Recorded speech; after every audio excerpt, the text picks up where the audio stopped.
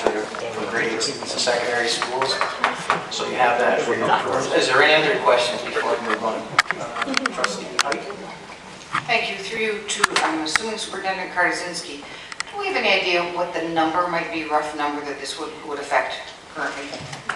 Yes, if we take the current numbers, the number of students who do not attend their home school from grade 9 to grade 12 is 4,275 students. And that would affect every school in the system. One of the ones that would affect greatly would be Eden, because they would have no grade 9 or no grade 10 because they are an alternate school. And so they would not have any homeschool students. And another thing that would be affected by something like this is officer ruling tells students that if they transfer secondary schools, they will not be able to play sports for a year. So any students who go to a certain school in grade 9 and 10, when they transfer in grade 11, would not be able to play sports for the year. So the approximate number of grade 9s would be about 2,000 students affected.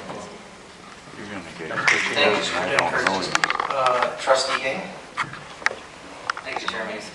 Sorry for the delay in trying to get clarification on what the policy is. I'd like to move that Trustee Atamanky's motion be tabled and referred back to the Policy Advisory Committee for consideration and be vetted by our stakeholder groups. This is a significant policy change, and I think that our stakeholder groups should have a say in what that is. Brenda, can you give us some information on this? Okay, under the rules of order, when you table a motion with a condition, and I suppose we could look at Trustee James as tabling the motion with the condition that it be reviewed by Policy Advisory, then it is needs a seconder, and it will be debatable, and it requires a majority vote. And in essence, what you're doing is you're deferring action with this condition. Trustee Atamanky? I've got rules of order here that say things about tabling a motion also, I think.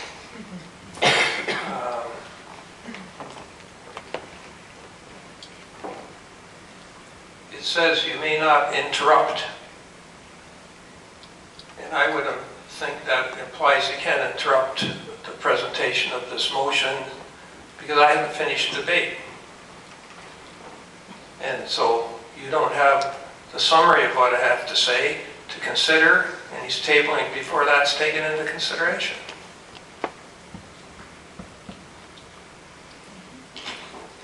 Could I get a ruling? Yes, well, I don't know about you as the chair would make the ruling, but in terms of some guidance here, I don't believe that Trustee Atamanky had actually finished his presentation yet.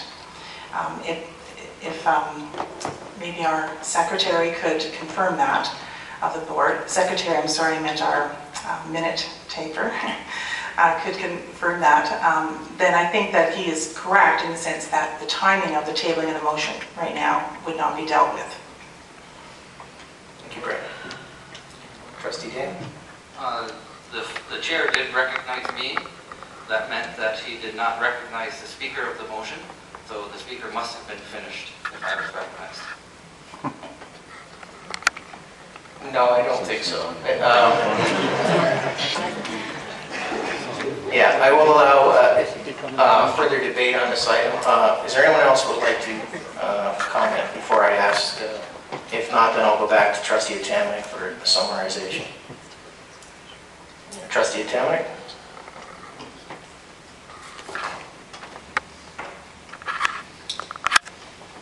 Yes, I don't see any problem with changing the rules of transfer and a person's ability to compete on the sports team. I think if you look back at the intention there, it was that people couldn't transfer strictly for the opportunity of playing on a team in another school.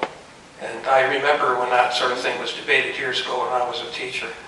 And they had quite a bit of recruiting of people from different boards as well as within the board to different schools so they could play on teams that were going to be scouted by professionals, and their team wouldn't be that year.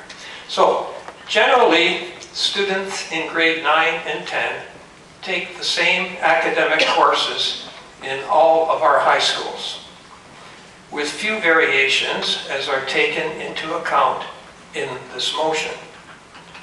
There is no need for transfers in grade 9 and 10 in order to achieve academic success. I mentioned not only, I mentioned a new stability that can be achieved if this motion is passed. By passing this motion, it will guarantee that student populations in high schools can be determined with greater accuracy well in advance of any school year and into the future.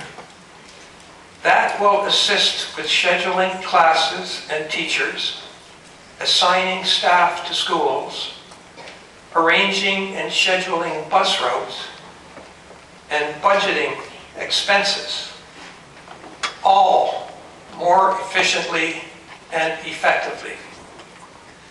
Very importantly, if this motion is passed, it will demonstrate that this District School Board of Niagara Board of Trustees do not tolerate discrimination against the poor and unjustified privilege to those who are fortunate enough to be rich.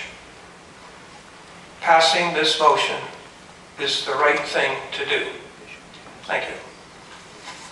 Thank you, Trustee Atamanky. Now I'm going to call the question, and you've asked for a recorded vote, so I'm going to go from the left to the right. Trustee Clark, or Vice Chair Height?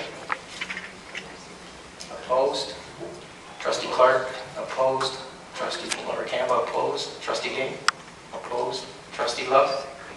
Opposed? Trustee Fulford? Trustee Lynn Campbell? Trustee Ness? Trustee Atamanky? In favor. Trustee Lemlin? In favor. And I'm opposed. So that motion is defeated. Moving on to item P, under information proposals. Under P,